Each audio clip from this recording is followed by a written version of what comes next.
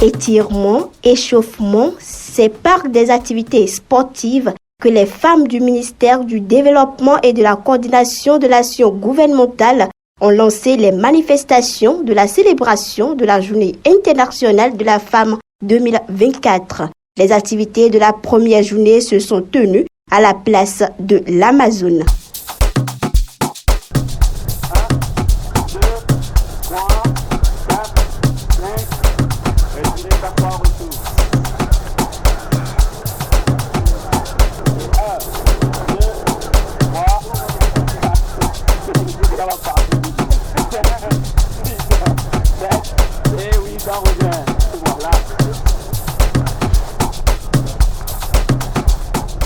Dans la matinée de la deuxième journée jeudi 7 mars 2024, place à l'immersion des jeunes filles où le choix est porté sur les corps du métier du ministère en plus du volet santé.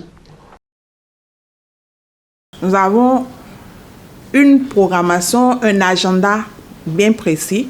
Aujourd'hui, nous sommes à l'immersion, mais hier, nous avions déjà fait l'activité sportive où nous sommes portés vers l'esplanade de l'Amazone pour nous amuser un peu et transpirer en dehors des 4 murs du ministère. Et ce matin, il y a l'immersion des jeunes filles. Nous avons souhaité choisir les corps de métier du ministère, que sont l'ENEAM, où il y a la planification, la gestion des projets et également les statistiques. Donc, ces filles ont été identifiées pour venir faire cette immersion et voir comment ça fonctionne au niveau du ministère. C'est pour leur donner le goût du métier. Et à part ça, nous avons le volet santé où nous organisons des dépistages, des dons de sang, dépistage de l'hépatite, du cancer du col de l'utérus et nous avons la glycémie à jeun. Et ce soir, nous aurons un débat pour ou contre, on se parle cash avec des thématiques bien précises. Et demain, ce serait la célébration officielle en présence du ministre d'État qui va porter son message à l'attention de tout le personnel au Palais des Congrès. Et bien évidemment, nous aurons quelques communications sur la thématique de la journée et sur le volet santé concernant le cancer du sein et du col de l'utérus. Dépistage de l'hépatite B, cancer de sein et de col de l'utérus, hypertension, don de sang, ce sont les privilèges dont a bénéficié tout le personnel du ministère, car le bien-être du personnel est aussi la priorité du ministre. Cette année, j'ai l'impression que les agents du ministère sont sortis en grand nombre pour se faire dépister. Donc, ça veut dire qu'ils sont en train de prendre plus conscience de leur état de santé. Pour les dépistages programmés, tous les kits sont disponibles. Et le test est positif. Les agents seront orientés en centre spécialisé pour leur prise en charge adéquate, avec l'accompagnement du ministère.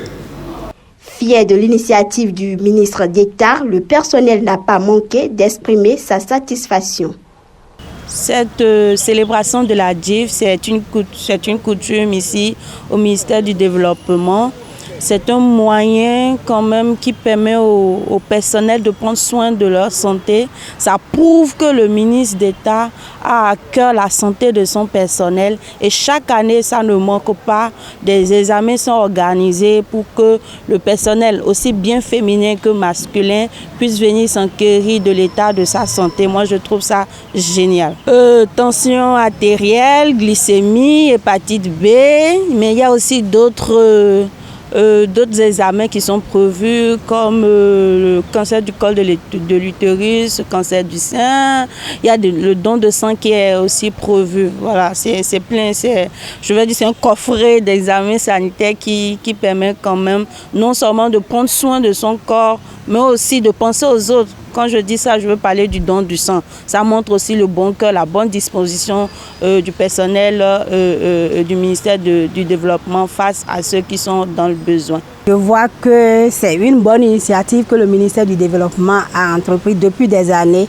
Ces analyses nous permettent, nous qui n'avons pas souvent le temps d'aller à l'hôpital pour faire le bilan, de faire le check-up de notre santé et de voir ce qui ne va pas.